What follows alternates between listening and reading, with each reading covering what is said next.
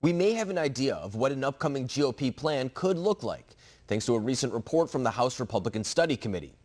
The document takes elements from the failed 2017 repeal effort that you just saw, such as taking subsidies and giving them to the states in the form of a block grant and allowing legislatures in those states to craft their own plans. Again, it's one thing to have a proposal. It's another thing to have an effective marketing strategy, because Republicans will need to have a strong rebuttal to the issue driving most Democrats going into November. Joining us now is Seth Denson, the president of GDP Advisors and a market analyst and strategist who's covered the healthcare industry very extensively. Seth, thank you very much for joining us tonight. Healthcare has been probably the biggest, I would say, topic so far throughout the election cycle for Democrats. It's still to be seen if that's going to be the same type of instance when we get to the general election. So I just want to start kind of asking very broadly, what is the state right now of the U.S. healthcare system? Well, listen, I think from just an overall innovation perspective, the U.S. healthcare system is in a very good place. We are responsible for the vast majority of innovation utilized throughout the world, which is why it's very important that we sustain the free market system that we have today and not dismantle it. That being said, I would agree with you in that this is going to remain top of mind in large part because while I think that the Trump administration is taking the right steps when it comes to health care, actually driving down the cost, they've also not done a great job of owning the narrative, and Democrats have, and they won in there in the last election on it. No, and I think you're right. The Trump administration has done stuff such as trying to lower the prices of prescription drugs, right to try, stuff like that. And I think they've been actually pretty effective on that front. And it's something that even Senate Majority Leader Mitch McConnell says that they might be able to make some progress on with Democrats. It's one of the maybe few issues where that could actually be something that we see come to fruition. But for the time being, say we were to put politics to the side and acknowledge the fact that there are great innovations being made when it comes to, as you were saying, in the healthcare industry. What else needs to be fixed within the healthcare industry? Because clearly there's something wrong with it that a lot of people, at least on the left, see problematic. Yeah, I think the key thing here is to understand that there's a difference between health insurance and health care.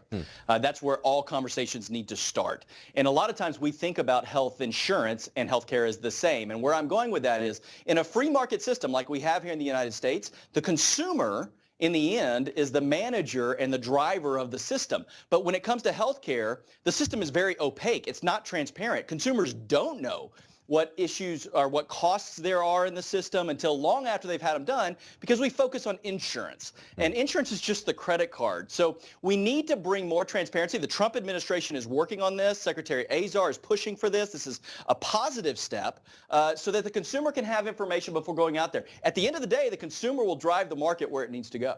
And that's the whole premise, right, is that they want to kind of take out the government's role in it because that's the invisible hand, if you will, that kind of drives the market. They want to be able to kind of create competitive prices so that private insurers then have to be competitive with that as well. But then meanwhile, you hear the Republicans or conservatives, I should say, kind of make the argument that that's not the job of the government. That is the job of free markets, private governments, stuff like that. And they point to other things where necessarily the government hasn't been able to be successful on that front. So then when you hear some of the 2020 presidential candidates, we often hear them about talking about getting rid of private healthcare insurance altogether. Would that help in making any of the goals that you are talking about right now as far as improving the healthcare system?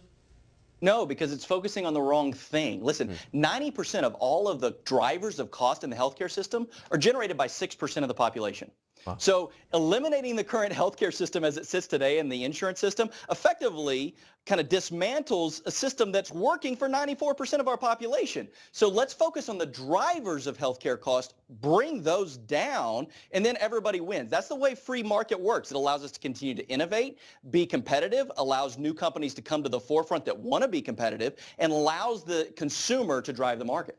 So what should the conservative messaging be on this front then? Because we hear the Democrats making a very, I would say, persuasive to some degree argument, because you hear that it's actually affecting a lot of Democratic voters in the primaries and the polls right now. It's a very appealing thing to hear that your Medicare will be totally covered for. You don't have to worry about it. Of course, once you get into the weeds a little bit, that's when people start having their doubts, especially when it comes to the costs. What should the conservative messaging be when it comes to this issue? Yeah, understand that everybody's fine with free healthcare until they realize that free means restricted, because somebody has to pay for it. And when right now, the American consumer has the ability to make a decision for themselves what doctor they want to see, where they want to go. They don't like an answer, they can go somewhere else. In a government-run system, sorry, you're getting what you get. Free market's off the table. You're going to take it, and there is nothing other than leaving it.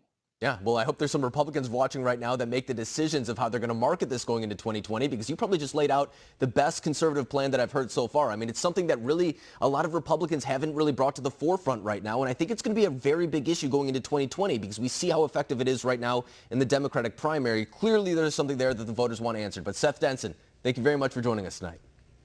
And coming up next, the Trump administration says that